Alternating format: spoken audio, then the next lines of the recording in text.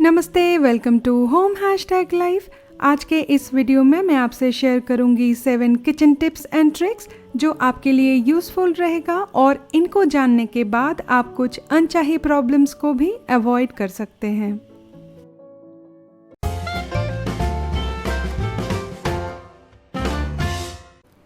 शुरू करते हैं टिप नंबर 1 से, जो है बचे हुए चावल या लेफ्ट ओवर राइस को कैसे स्टोर करें।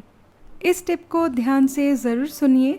बचे हुए चावल मील प्लान का एक बहुत अच्छा इंग्रेडिएंट है जिससे हम बहुत जल्दी कई तरह की डिशेस बना सकते हैं, पर ज़रूरत है सही तरीके से लेफ़्ट ओवर राइस को स्टोर करने की।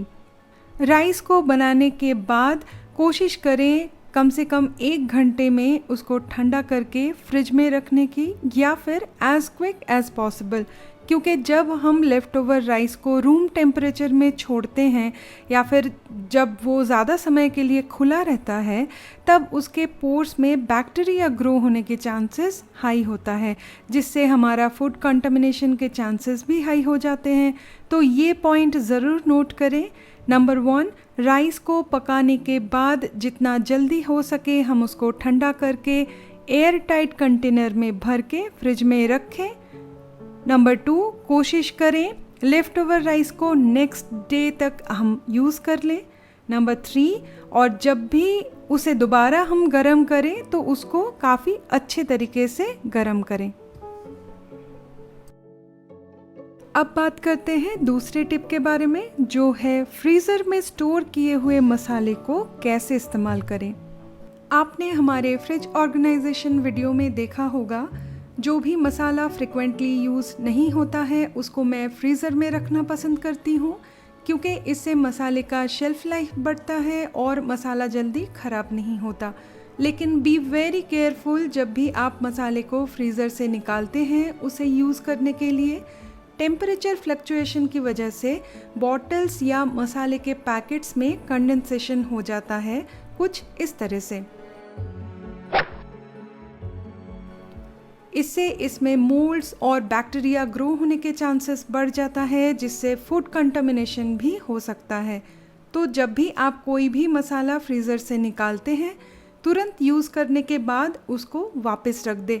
इस तरह किचन काउंटर टॉप के ऊपर कभी भी मत छोड़िए।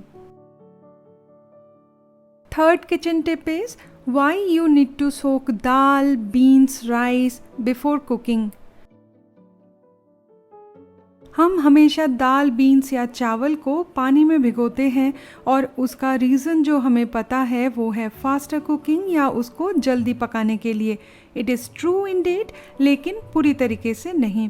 दाल या चावल को जब हम पानी में सोक करते हैं तब उसकी डाइजेस्टिबिलिटी बढ़ जाती है, उसके जो न्यूट्रिएंट्स है वो ज़्यादा डाइजेस्टेबल हो जाता है, जिससे हमें खाना हज़म ना होने की प्रॉब्लम से राहत मिलती है।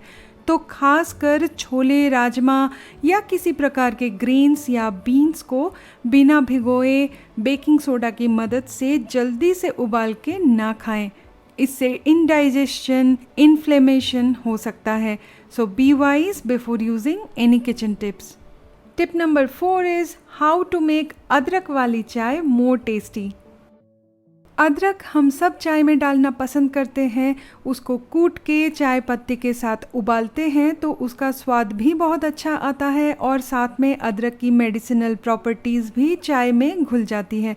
लेकिन मैंने ये नोटिस किया है, या बोल सकते हैं टेस्ट किया है, कि अदरक को कूट के डालने की वजह अगर आप ग्रेट करके डालते हैं तो उसका स्वाद दुगना हो जाता है।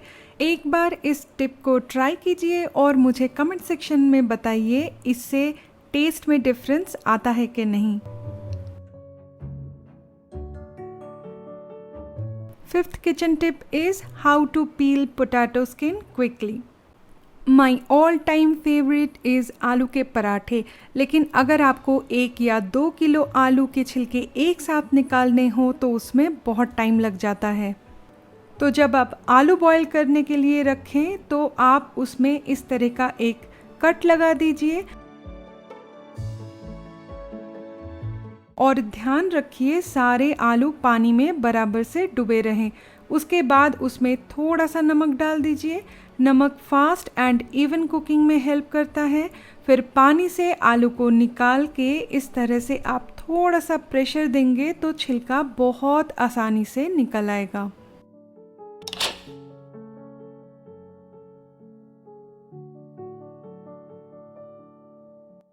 Tip number 6 is keep your roti soft for long time without using oil। रोटी को नरम रखने के लिए हम अक्सर तेल से आटा गूंथते हैं या फिर रोटी बनाने के बाद उसके ऊपर घी लगा लेते हैं। अगर आप तेल या घी अवॉइड करना चाहते हैं तो आटे में थोड़ा सा गुनगुना गर्म दूध और थोड़ा सा गुनगुना पानी से उसका डो बना लीजिए। उसके बाद 10 मिनट उसको ढक के रख देंगे और उसके बाद फिर उसके रोटी बनाएंगे। इससे रोटी को हम बहुत देर तक नरम रख सकते हैं। जो आखिरी किचन टिप्स है वो स्पेशली पास्ता लवर्स के लिए है, how to boil pasta fast. अगर आप एक पास्ता लवर हैं तो आपको पता होगा इसको बॉईल करने में काफ़ी टाइम लगता है। जब हम सुबह बच्चों का नाश्ता या लंच बनाते हैं तो हमारे पास इतना टाइम नहीं होता है। तो पास्ता को फास्ट बॉईल करने के लिए हम क्या कर सकते हैं, आप इसको रात को ही भिगो के रख दें। जितना टाइम कच्चा पास्ता उबालने में लगता है उसका आधा टाइम भी नहीं लगेगा आपको ये भिगे हुए पास्ता को उबालने में। ये टिप आपका गैस भी सेव करेगा और टाइम भी। ये वीडियो अगर आपको पसंद आई है तो इस वीडियो को लाइक और शेयर ज़रूर करें।